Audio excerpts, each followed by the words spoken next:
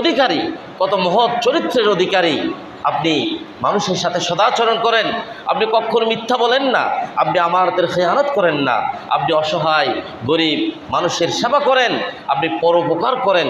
সুতরাং আমার মন বলছে আল্লাহ তাআলা আপনাকে বিপদগামী করবেন না। একজন স্ত্রীর স্বীকৃতি ছিল এইভাবে। এজন্য রাসূলুল্লাহ সাল্লাল্লাহু আলাইহি সাল্লাম তিনি বললেন, আমি দুইজন দুর্বল শ্রেণী, দুর্বল মানুষের ব্যাপারে তোমাদেরকে সতর্ক করছি, তাদের হকের ব্যাপারে। আল্লাহুম্মা ইন্নী উহাররিজু হাক্কাদ দাঈফাইন আল ইয়াতীম ওয়াল মারআ। আমি তোমাদেরকে সতর্ক করছি এবং আমি দোয়া করছি এই দুর্বল এই দুই শ্রেণীর সাথে তোমরা যাতে সদাচরণ করো। একজন হচ্ছে এতিম, আরেকজন হচ্ছে মহিলা, নারী। কোরআনে কারিমে এবং হাদিস শরীফের পরতে নারী জাতির মর্যাদার কথা, নারী জাতির সম্মানের কথা ইসলাম কি করেছে? পরিষ্কারভাবে বর্ণনা করেছে। রাসূলুল্লাহ সাল্লাল্লাহু আলাইহি ওয়াসাল্লামের অসংখ্য হাদিস শরীফের ভিতরে নারী জাতির সম্মানের কথা, মর্যাদার কথা এসেছে। রাসূলুল্লাহ সাল্লাল্লাহু আলাইহি ওয়াসাল্লামের একেবারে শেষের দিকে তিনি যখন অসুস্থ হয়ে পড়লেন, নিয়মিত মসজিদেও আসতে পারেন না, একেবারে জীবন সায়ান্নে, আর কিছুদিন পরেই তিনি ইন্তেকাল করবেন। এরপরেও তিনি মাঝে মধ্যে কোথায় সাহাবা আজমাইনদের মাঝে আসতেন। এই কঠিন মুহূর্তে তিনি মানুষকে সতর্ক করে দিয়ে বললেন, আইয়ুহান নাস ইত্তাকুল্লাহ ফিন নিসা। হে মানব সম্প্রদায়, তোমরা আল্লাহকে ভয় করো নারীদের ব্যাপারে। সুবহানাল্লাহ বলবেন না? যেই সময়ে মানুষ নিজেদের সামাজিক প্রেস্টিজ রক্ষার জন্যে, সামাজিক মর্যাদা রক্ষার জন্যে নিজের কলিজার টুকরো মেয়েদেরকে হত্যা করে, সেই সময় তিনি বলছেন তোমরা নারীদের ব্যাপারে, মহিলাদের ব্যাপারে আল্লাহকে ভয় করো। তাদের সাথে সদাচরণ করবে, তাদের হক তাদেরকে বুঝিয়ে দেবে, তোমরা তাদের সাথে সুন্দর আচরণের ব্যাপারে আল্লাহকে ভয় করো। ওয়াত্তাকুল্লাহ ফিন নিসা, দুইবার বললেন। এরপরে তিনি আবার বললেন, উসিকুম বিন নিসাই খায়রা।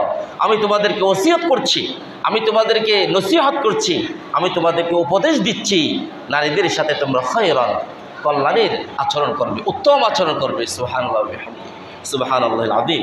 প্রিয় হাজিরিন, রাসূলুল্লাহ সাল্লাল্লাহু আলাইহি ওয়াসাল্লাম এভাবে বিদায় হজের সর্বশেষ যে হজের ভাষণ, এরপরে তিনি আর মুসলিম মিল্লাতের সামনে এত বড় মজমার সাথে তিনি ভাষণ দিবেন না।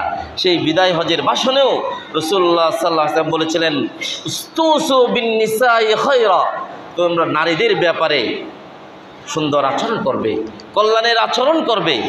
তোমাদেরকে আমি তাদের আচরণের ব্যাপারে, তাদের সাথে সদাচরণের ব্যাপারে আমি তোমাদেরকে ওসিয়ত করে দিলাম, নসিহত করে দিলাম। প্রিয় হাজিরিন, আজকে প্রসঙ্গত এই বিষয়ে আলোচনা করার কারণ হয়তো আপনারা জানেন, আমাদের দেশে বর্তমান সময়ে সরকারের কাছে যারা দায়িত্ব আছেন, তাদের কাছে বিভিন্ন সংস্কার কমিটি, অর্থ, বাণিজ্য, নারী, শিক্ষা, অর্থনীতি আর বিভিন্ন সংস্কার কমিটি সরকারের কাছে সংস্কারের বিভিন্ন প্রস্তাবনা পেশ করছে।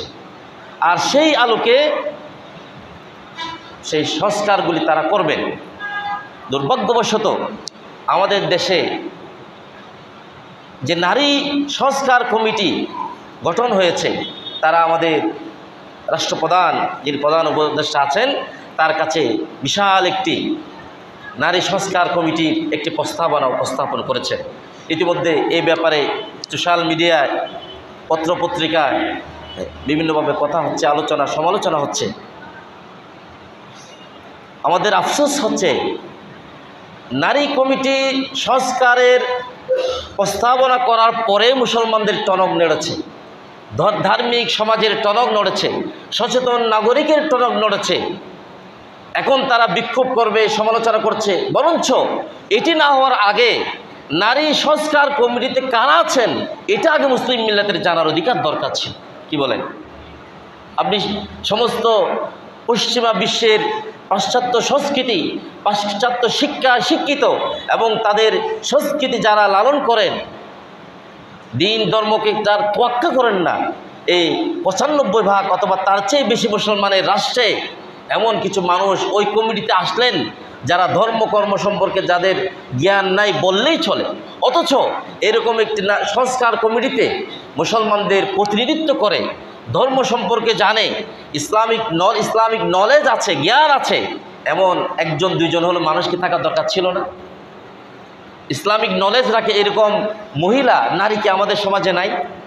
আছে, সেখানে ছিল না। যার কারণে তারা প্রস্তাবনায় এমন কিছু প্রস্তাবনা এনেছেন, তাদের সেই প্রস্তাবনায় এক জায়গায় তারা এসে বলেছেন ধর্মীয় রীতিনীতি অনুসরণের কারণে